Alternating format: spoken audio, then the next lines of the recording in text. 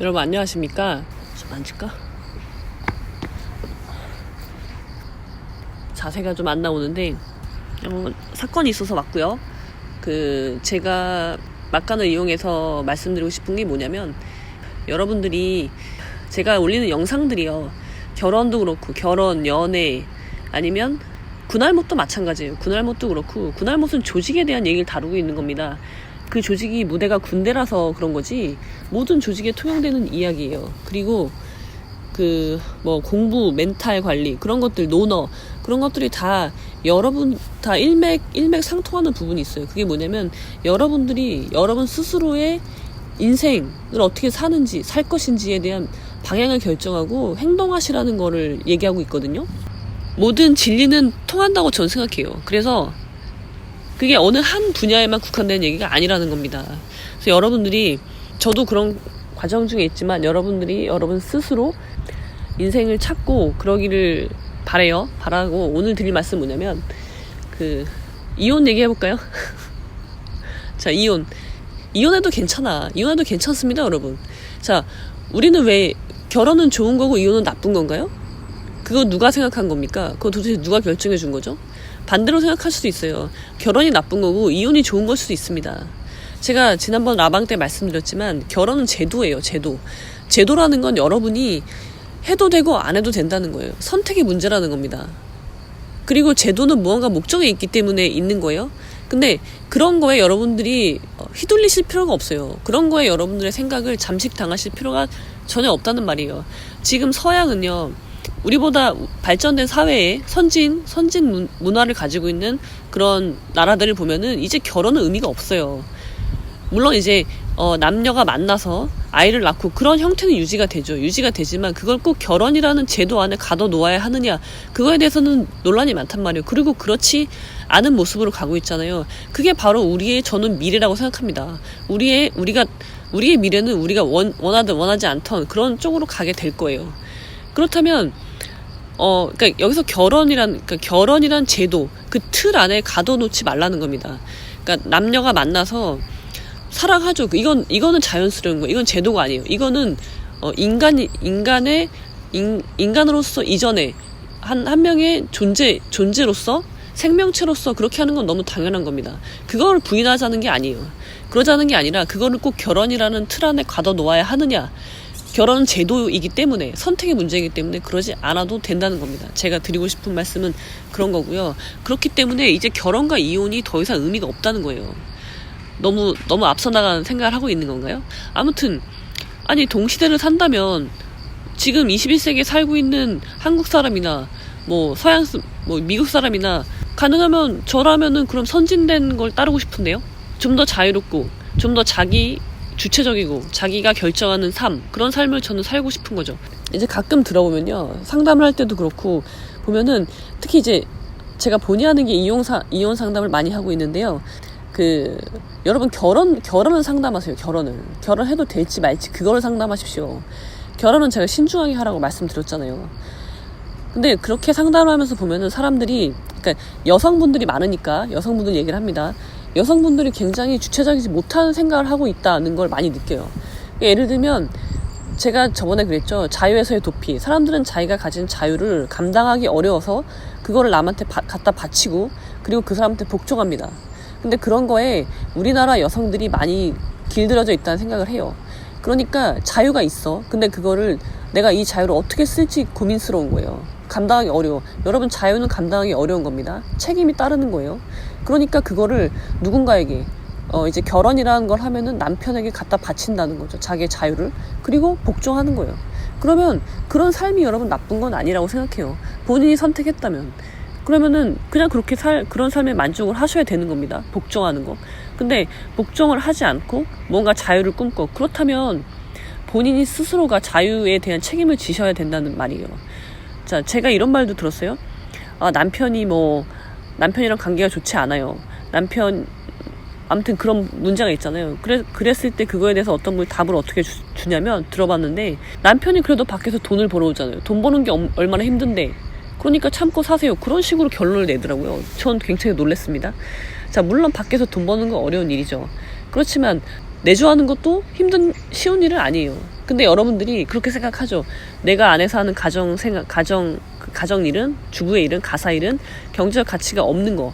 남편이라 해서 죄송한데, 아무튼 누군가가, 배우자 중에 한 명이 밖에 나가서 다른 사람의 돈을 벌어오는 거. 돈을 벌어오는 건 굉장히 적극적인 행위고, 가사 일을 하는 건 내가 나갈 돈을 막는 거잖아요. 최소화시키는 거잖아요. 그러니까 굉장히 소극적이란 말이에요. 그래서 나는 가치가 없는 일을 하고 저 사람은 가치가 있는 일을 하니까 나는 저 사람한테 복종해야 돼. 그렇게 결론이 난다는 거. 참고 살아라. 그게 답이라고 주고 있더라고요. 그리고 어떤 여성분은요, 중년이신데 나보다 남편이 자기를 더 잘한다는 거예요. 나는 나 자신에 대해서 잘 몰라. 내가 내린 결정은 실수투성이야. 근데 남편은 나보다 날 더 잘 알아. 그래서 남편 말을 들으면 모든 게 옳아. 그렇게 생각을 하시더라고요. 그건 여러분, 그런 삶은 저는 잘못된 삶이라고 생각해요. 어떻게 나보다 남편이 나를 더 잘 알 수가 있냐는 거죠. 배우자가. 그거는 내가 나 자신에 대한 생각을 포기했다는 얘기고, 내가 나 스스로에 대한 결정권을 행사하지 않겠다는 거거든요. 그럼 그건 자유를 갖다 바친 거예요. 그럼 그 다음은 뭐예요? 그 다음에 따라오는 건 자유가 아니라 복종입니다. 복종하셔야죠. 제가 여러분들에게 이혼해도 괜찮다라고 말씀드리는 이유는요, 첫 번째, 이혼은 제도이기 때문이고요. 이혼은 결혼과 이혼, 그런 것들은요, 인간이면 누구나 다 해야 되는, 아니면 누구나 하지 말아야 될 그런 자연적인 법칙이 아니고요. 그거는 인간이 만들어낸 제도이기 때문에 해도 괜찮다는 거고요. 두 번째는요. 자, 그 전에 여러분 이 말씀을 드려야 되겠네요. 이혼은 아무나 하는 거 아닙니다. 그건 제가 다음 영상에 말씀드릴게요. 이혼은 아무나 할 수 있는 게 아니에요. 예. 자, 그래서 이제 이혼하시기로 결정하셨는데, 그 다음에 이제 고민이 많잖아요, 여러분. 나 어떻게 살지? 돈 어떻게 벌지? 아이들은 어떻게 키우지? 그런 고민에 빠지잖아요. 근데 그런 고민에 빠지는 건 너무 당연하고요. 그런 사유 때문에 이혼을 못하겠어 라고 결론을 내실 필요가 없다는 거예요. 그런 분들 이혼해도 괜찮습니다. 왜냐면, 자, 이혼을 여러분이 생각한다는 건요, 여러분이 지금 궁한 상황에 처한 거예요. 여러분, 제가 지난번에 공부법에서 말씀을 드렸었는데, 궁죽변, 변죽통, 통죽구라고 말씀드렸어요. 여러분들이 이혼을 생각한다는 거는 여러분들이 상황이 지금 궁하다는 얘기고요. 그럼 여러분 변해요. 사람은 변하고 성장하는 겁니다. 그런 막다른 길이 왔을 때 고민하고, 물론 고통스럽죠. 그런 과정을 거쳐서 변화하고 성장, 발전해 나가는 게 인간의 삶인 거예요. 그렇기 때문에 여러분들은 변할 겁니다. 이혼을 하신다면 이혼한 후에 삶에 맞게 아무런 계획 없이 이혼하진 않으실 거 아닙니까? 준비하고 이혼하셔야 돼요.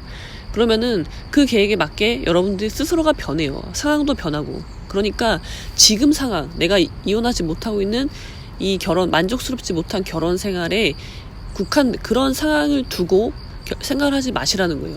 그건 다 변수에 불과하는 거예요. 다 변할 겁니다. 여러분 자신도 변할 거고. 그러니까 나는 못 살아. 나는 살 수가 없어. 그런 생각은 굉장히 위험한 생각이에요. 그런 생각으로 사신다면요, 여러분들이 이혼을 안 하신다고 하더라도 그런 삶은 바꾸셔야 돼요. 변하셔야 돼요.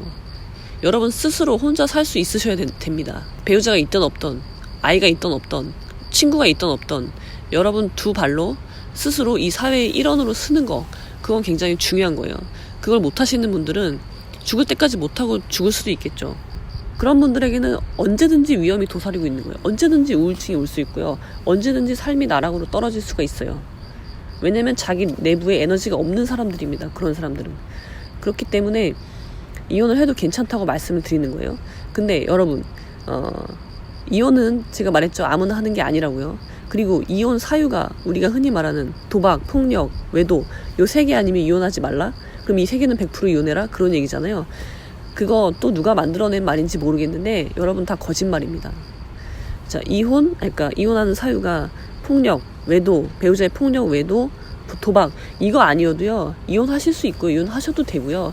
이거 3개여도 이혼 안 해도 돼요. 그러니까 여러분들의 그런 사고를 자유롭게 하시길 바랍니다.